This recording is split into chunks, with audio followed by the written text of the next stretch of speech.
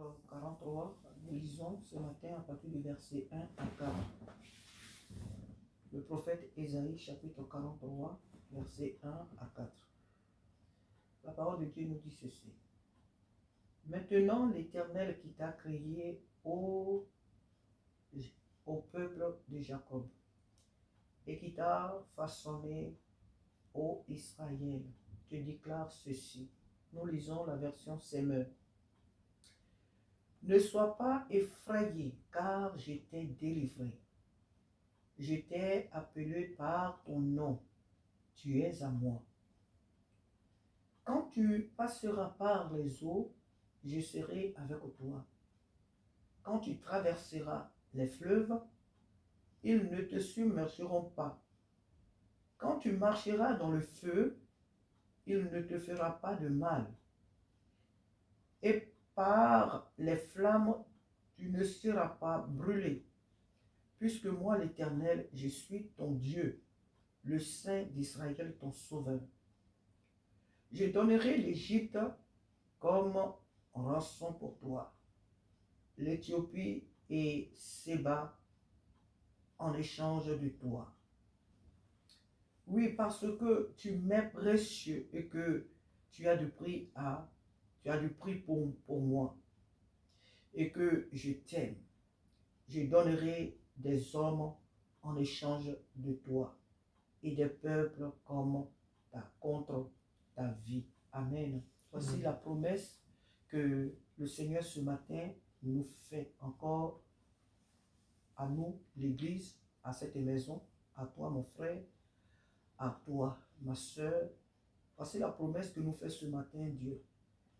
Nous vivons une époque très difficile, j'aime souvent dire, et tout le monde le sait. Nous savons que nous vivons une époque difficile, que ce soit même pour nous en tant que l'Église, que ce soit même les gens qui ne connaissent pas le Seigneur.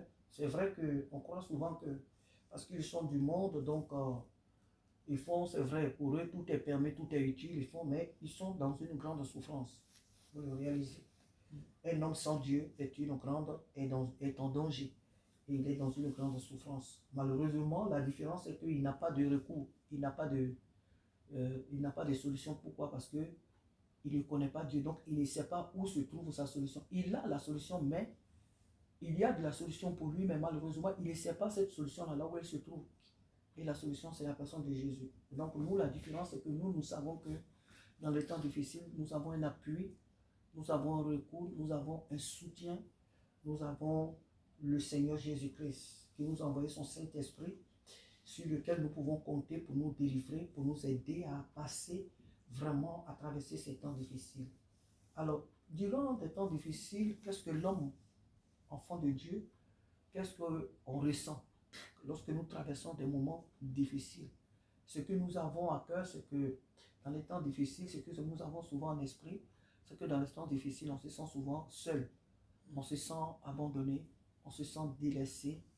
Et même pour ceux même qui sont mariés, même ceux qui sont mariés, quand dans le couple, chacun du couple traverse vraiment un temps difficile, des fois, quand ils ne sont pas on va dire peut-être en symbiose, ou bien quand ils ne sont pas connectés, très connectés, souvent, l'un se sent délaissé dans la situation qu'il traverse, il se sent mais vraiment seul. Quand bien qu'ils sont deux, ou même deux fois même avec les enfants, mais la personne se sent vraiment seule dans la situation. Elle se sent seule vraiment dans la situation. Par exemple, quand nous parlons de la maladie, quand nous parlons de la régularisation administrative et tout ça, la personne qui n'a pas de papiers, bon, le conjoint, l'autre, il a ses papiers, il va au travail, il arrive à vaquer à toutes ses occupations, mais celui qui n'a pas de papiers, ou celle qui n'a pas la situation régularisée, elle ne vit pas la même chose. Elle ne peut pas travailler, elle ne peut pas faire ce qu'elle voudrait faire. Pourquoi? Parce qu'elle n'a pas son titre de séjour.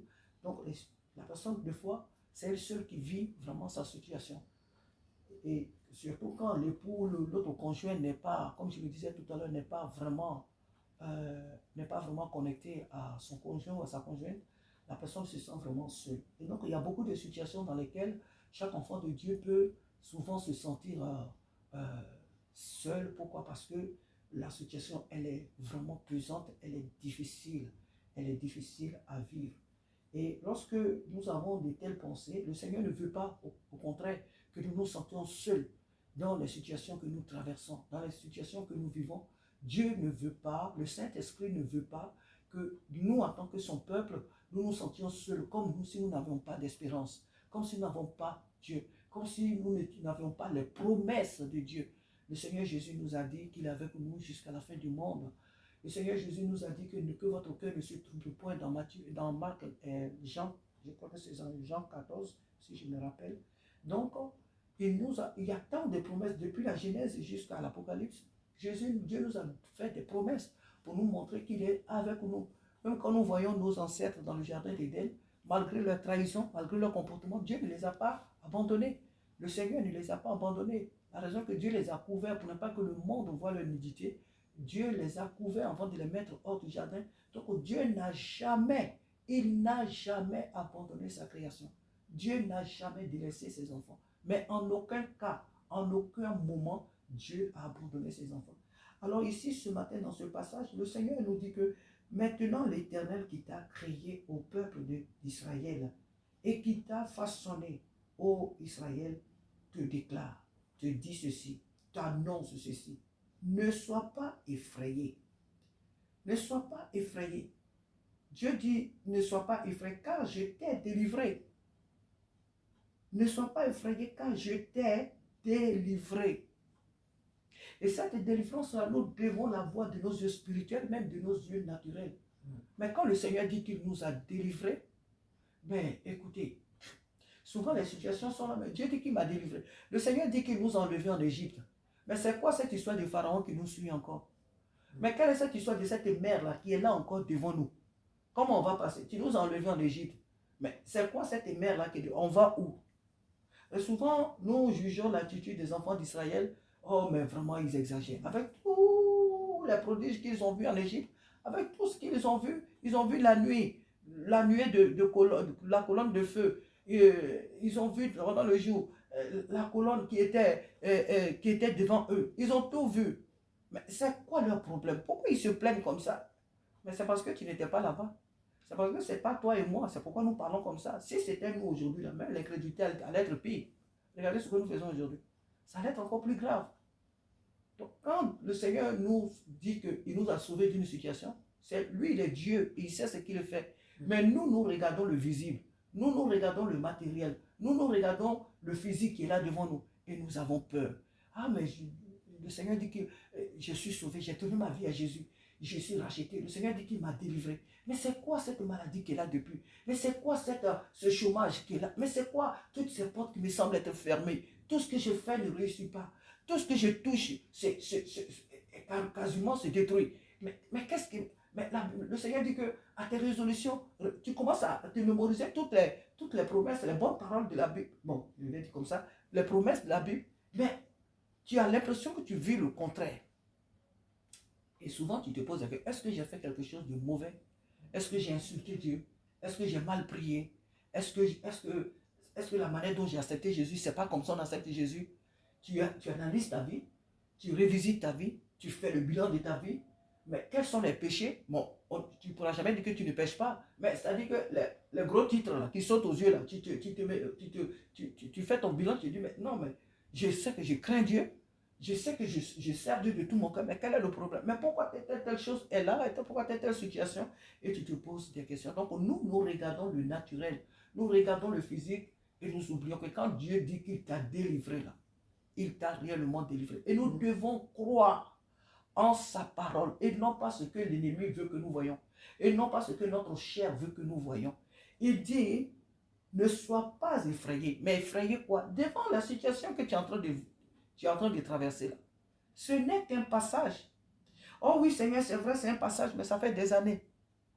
Ça fait des années que je traverse le désert. Ça fait plus de 2 ans, ça fait plus de quoi? 30 ans que je traverse le désert.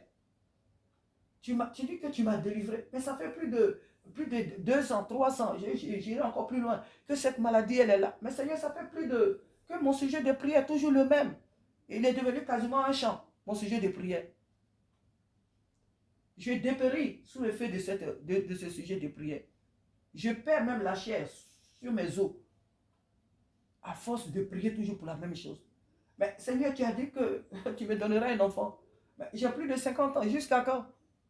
Jusqu'à quand je vais avoir cet enfant-là? Jusqu'à quand? Alors, quand les situations comme ça, la parole de Dieu est là et que la situation est sous nos yeux, on cherche un Eliezer. On cherche un Eliezer. Un Eliezer qui va nous secourir, qui va relever notre honneur, qui va nous porter, qui va nous soutenir. On cherche un Eliezer. Et le Seigneur dit non, ce n'est pas Eliezer. Moi, j'ai dit que je t'ai délivré. Je te donnerai Isaac, quel que soit ton âge là. J'ai dit que je vais te donner un enfant. Moi, l'Éternel, peu importe l'âge que tu as. Mais tu vas me donner l'enfant, mais je ne suis même pas marié. Tu vas me donner l'enfant comment? Je suis une femme, je suis ménopausée. L'enfant va sortir d'où? Je suis marié ou bien comment la situation? Le Seigneur dit, je te donnerai l'enfant. Je te donnerai le mari, je te donnerai la femme, je te donnerai le travail, je te donnerai le diplôme, je te donnerai la maison. Moi, l'Éternel, je te dis que je te donnerai les papiers. Même si on te dit qu'en France, ils sont en train de rapatrier les sans-papiers. Même si à la préfecture, on te dit que toi là, on ne peut pas te donner papier parce que tu ne remplis même pas les conditions pour qu'on te donne les papiers. Même si ta situation semble être chaotique, Jésus dit que toi, il t'a déjà donné le titre de séjour. Il dit qu'il t'a déjà donné la nationalité. Jésus dit qu'il t'a déjà donné les papiers, il t'a déjà donné le foyer. Il dit que le voyage que tu veux faire là, le voyage auquel tu rêves à tout moment, le Seigneur dit que tu es déjà même dans le pays là-bas. Tu es déjà dans ce pays-là.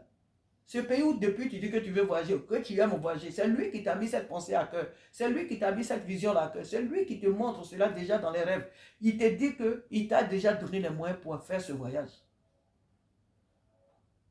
Et donc quand le Seigneur parle comme ça, les situations, nous regardons le naturel. Nous refusons de nous projeter dans le spirituel avec lui, de regarder le spirituel et puis de nous dire tout simplement, merci Seigneur. Même si aujourd'hui la situation que je vis me cause beaucoup d'humiliation, mais bon, c'est pas grave. Jésus, tu as été plus humilié. Bon, Jésus, toi, tu es Dieu. Mais regarde ce que tu as vécu sur la terre. Donc, ma souffrance n'est rien auprès de ce que toi, tu as vécu. Alors, merci. Même si je dors dans le salon de quelqu'un, c'est pas grave. Merci Seigneur pour ma situation qui est là, qui est perdue. Je te bénis parce que tu as dit que tu m'as délivré. C'est toi qui as dit. Et tu dis, ne sois pas effrayé. Effrayé par les Goliaths qui sont là devant moi. Seigneur, merci parce que peu importe la couleur, la hauteur, la profondeur de ma situation, tu as dit que tu m'as délivré, donc de ne pas avoir peur. Je vois tout le temps des ennemis qui m'accablent de toutes parts, les oppressions, des ténèbres qui m'accablent. Tu as dit que tu m'as délivré, Seigneur. Oui, je t'ai délivré. Tu vois le feu là, le feu a été chauffé même jusqu'à 7 fois, n'est-ce pas?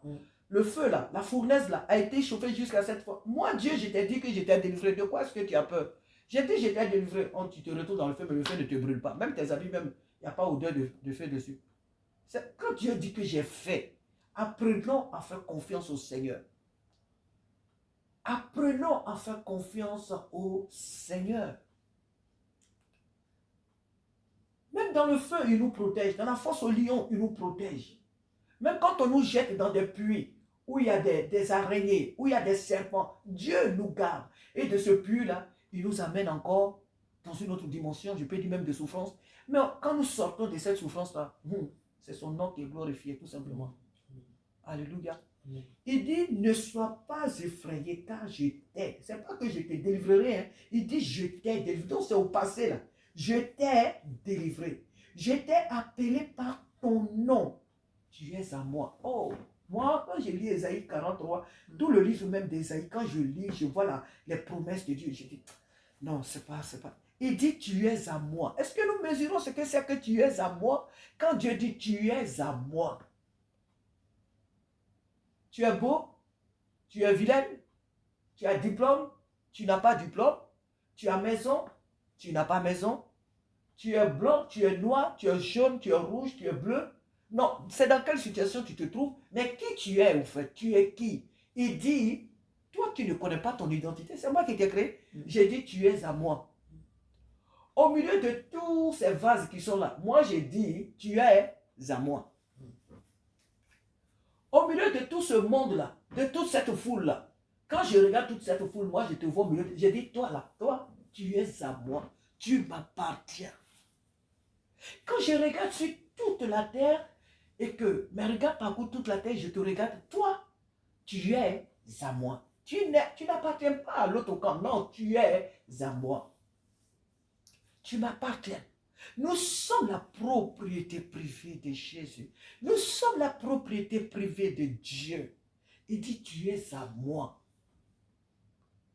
Tu n'es pas à moi par rapport aux œuvres que tu produis.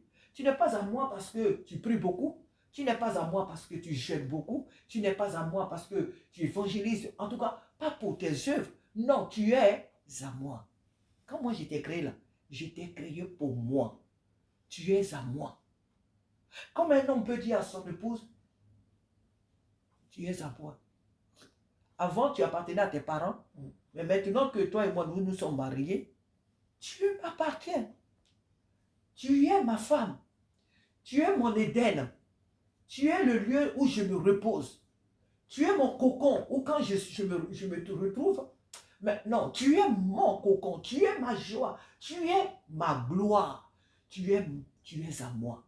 Ce mot est trop fort, je ne saurais comment le décrire. Quand le Seigneur dit, tu es à moi, nous lui appartenons. Quand Dieu dit que nous lui appartenons, pourquoi est-ce que nous avons peur des choses de ce monde?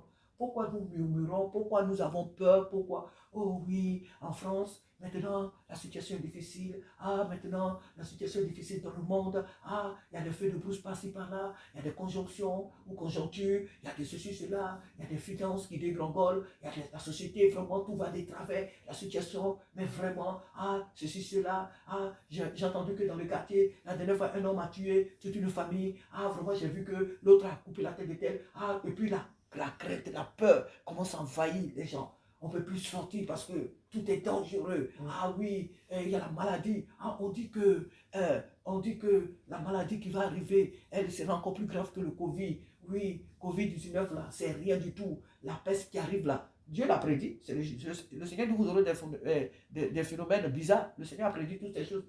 Mais la bouche des hommes, ah oui, ce qui arrive, c'est pire. La maladie qui sont en train de créer dans les laboratoires maintenant, c'est grave, c'est pire. Même simplement, tu sors dehors, tu respires seulement, tu tombes, tu meurs. Ah oui, c'est seulement, ah c'est comme ça, ah c'est comme... Et les gens spéculent, et plein de choses. Dieu dit qu'il y a des pestes, qu'il y a des phénomènes bizarres, que la terre tremble, qu'il y a des guerres par-ci, par-là, que les bombes tombent autour de toi. Je t'ai dit que tu es à moi. Tu es à moi veut dire que tu es précieux à mes yeux. Mais il le dit d'ailleurs, hein, tu es à moi. Quand tu passeras par les eaux, je serai avec toi. Quand tu traverseras les fleuves, ils ne te submergeront pas. Quand tu marcheras dans le feu, il ne te fera pas de mal. Et par les flammes, tu ne seras pas brûlé. Pourquoi? Le pourquoi se trouve dans les deux versets qui suivent. Il dit, puisque moi l'Éternel, je suis ton Dieu. Puisque moi l'Éternel, je suis ton Dieu, le Saint d'Israël, ton Sauveur. Je donnerai, ça devient encore plus merveilleux. Il dit, je donnerai l'Égypte comme rançon pour toi. C'est quelle Égypte Dieu donne pour nous là? Les méchants. Parce que l'Égypte est l'image du monde dans la Bible. Pas l'Égypte en tant que l'Égypte naturelle. Dieu aime l'Égypte. Hein. Il y a ses enfants là-bas. La nation égyptienne appartient à Dieu. Hein. Voilà. Mais ici, le Seigneur parle sur le plan spirituel. L'Égypte, c'est l'image du monde. Des hommes sans Dieu. Des hommes qui ne craignent pas Dieu. Qui ne veulent pas craindre Dieu. Des personnes à qui on a même parlé de Jésus, mais qui crachent sur la grâce. Des gens qui se disent qu'ils n'ont pas besoin de Dieu. Ceux-là, Dieu dit qu'il les donnera à notre place. Au lieu de toi, tu vas mourir par une maladie quelconque, dans une peste. Dieu dit, au lieu de que ce soit toi, tu es assis dans le métro, tu es assis dans le train, tu es assis dans le bus, et que c'est toi qui allais être contaminé, Dieu dit, c'est le méchant qui est là qui sera contaminé à ta place, et c'est lui qui va mourir. Mais c'est clair, hein, ce n'est pas nous qui le disons. Il dit qu'il donnera des l'Égypte à notre place. Il dit, je donnerai l'Égypte comme rançon pour toi, l'Éthiopie et Séba en échange de toi. Oui, parce que tu m'es précieux et que tu as du prix pour moi et que je t'aime. Je donnerai des hommes en échange de ta vie et des peuples contre ta vie. Voilà ce que dit Dieu. Alléluia. Voilà ce que déclare ce matin le Seigneur pour toi, pour moi. Parce qu'il nous aime, il donnera des nations à notre place. Eh bien, il a pris Israël et puis il leur a donné Canaan. Canaan était habité. Hein. Canaan, il y avait des gens. La Bible nous parle des Jébusiens, des Phérésiens, des quoi et tout. Des Girgasiens et autres. Donc, Canaan était habité. Mais parce que Dieu a choisi Israël, il va leur donner Canaan. Il chasse les Girgasiens, les Jébusiens et tous ceux qui étaient là. Il les chasse et il donne la terre. On va dire, mais c'est injuste. Il est Dieu, il fait ce qu'il veut. Nous ne savons rien de la justice. Nous ne savons rien du tout de ce qu'est la justice. Nous ne savons pas, nous ne connaissons pas la justice. Voilà. C'est lui Dieu qui est juste. Il sait ce qu'il fait. Il sait comment il le fait. Il sait pourquoi il le fait. Il a chassé les Cananéens et puis il a établi son peuple d'Israël. Il dit sur la terre où coule le lait et le miel. Pourquoi? Pourquoi Dieu donne ces choses-là à ses enfants? Pourquoi il donne ce qui appartenait aux païens, aux incrédules? Parce que ce n'est pas à eux d'avoir les bonnes choses. Ils ne connaissent pas la valeur. Les Jébusiens, les Cananéens, là, ne servaient pas Dieu. Ils ont certainement entendu parler de Jésus, de Dieu, mais ils n'ont pas voulu accepter Dieu. Donc, ce n'est pas à eux de profiter des biens de Dieu. Et puis, les enfants de Dieu vont souffrir. Non. Ce n'est pas aux esclaves d'être aussi les chevaux et les princes à terre. Non. Ah ben non, les choses ne se font pas comme ça. Dieu, il est juste. Si vous ne voulez pas accepter le Seigneur, Dieu va prendre votre place là. Il va donner ça à ses enfants. Car sa parole lui dit, les richesses des injustes sont réservées pour les justes. Même quand un fils légitime ne reconnaît pas son importance, ne comprend pas qu'il doit se battre pour préserver son héritage, qu'il doit se battre pour préserver ce pourquoi ses parents se sont battus toute leur vie. Mais c'est un étranger qui vient, qui s'en empare, c'est tout. C'est un étranger qui vient et qui s'en empare. Eh bien, c'est clair. Et on en a plein d'exemples sur la terre ici. Le Seigneur veut ce matin que nous sachions qu'il est avec nous, qu'il nous aime et que nous avons du prix à ses yeux. Nous n'avons rien à craindre. Il dit, ne sois pas effrayé, car tu es à moi. Je t'ai délivré. Dieu dit qu'il nous a délivrés. Pas ce que l'ennemi veut que nous voyons. Nous sommes délivrés. Il n'y a pas d'autel d'un ancêtre qui va crier contre nous et puis ça va aboutir. Ils n'ont qu'à crier plus haut. Les autels, oh oui, ils n'ont qu'à crier. Ils n'ont qu'à réclamer. Jésus dit à Pierre, il dit quoi? Il dit, Satan t'a réclamé pour te cribler, mais j'ai intercédé pour toi. Donc quand tu seras revenu là, il faut encadrer tes frères. Oui, oui. Donc les autels là, c'est parce que nous les enfants de Dieu, on ne lit pas la parole de Dieu. C'est pourquoi on a tout le temps les autels, les autels. Quel autel qui crie contre moi? Jésus m'a racheté et puis il y a des autels qui crient contre moi. Mais parce que tu crois en cette parole, ça va agir. C'est parce que tu crois qu'il y a encore des autels qui crient contre toi. C'est pourquoi ces choses-là se réveillent. C'est pourquoi, parce que tu leur accordes de l'importance. Il n'y a pas un autel qui crie contre moi. Et si cet autel crie contre moi, il a raison de crier contre moi. Pourquoi? Parce qu'il est mon ennemi. Il n'a qu'à crier plus haut. C'est son problème. Moi, Jésus-Christ m'a déjà délivré des autels de mes ancêtres. Jésus-Christ m'a déjà libéré du monde. Il m'a déjà délivré du pouvoir du péché. Oh, c'est vrai, je souffre encore. Oh, c'est vrai, j'ai encore des épreuves. Mais le Seigneur m'a déjà délivré. Et je crois en la parole de Dieu. Je crois en la délivrance que le Seigneur m'a déjà accordée. Je crois en la liberté que le Seigneur m'a déjà donnée. Je n'ai qu'à voir des serpents. Je n'ai qu'à voir des chiens. Je n'ai qu'à voir qui veut que je le voie. Je m'en bats. Jésus-Christ m'a déjà délivré. Et je crois en cette liberté, en cette délivrance que le Seigneur m'a déjà donné. Et il dit qu'il est avec moi. Il dit, il est avec moi. Que je traverse les eaux, que je traverse le feu. Où Où que n'importe quelle épreuve qui puisse surgir sur ma vie, dans ma vie, le Seigneur dit que ces épreuves ne m'emporteront pas. Pourquoi? Parce que lui-même, il est avec moi. Il est avec toi, ma soeur. Il est avec toi, mon frère.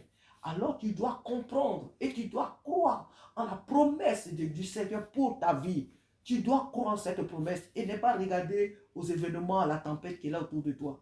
Il est Dieu et ce qu'il dit, il sait pourquoi il le dit. Nous devons fixer nos regards sur lui. Alléluia. Nous devons croire en sa parole. Nous devons croire en ses promesses. Nous devons tout simplement avoir foi en la parole de Dieu et non pas aux événements autour de nous. À lui seul soit toute la gloire. Oh, à lui seul soit toute la gloire ce matin. Amen. À lui seul soit toute la gloire ce matin. À lui seul soit toute la gloire ce matin. Alléluia. Alléluia. À lui seul soit toute la gloire. Le Seigneur nous aime. Amen. Le Seigneur nous aime. Donc, soyons sans crainte. Dieu est avec nous. Soyons sans crainte. Dieu est avec nous. C'est vraiment le thème. Soyons sans crainte.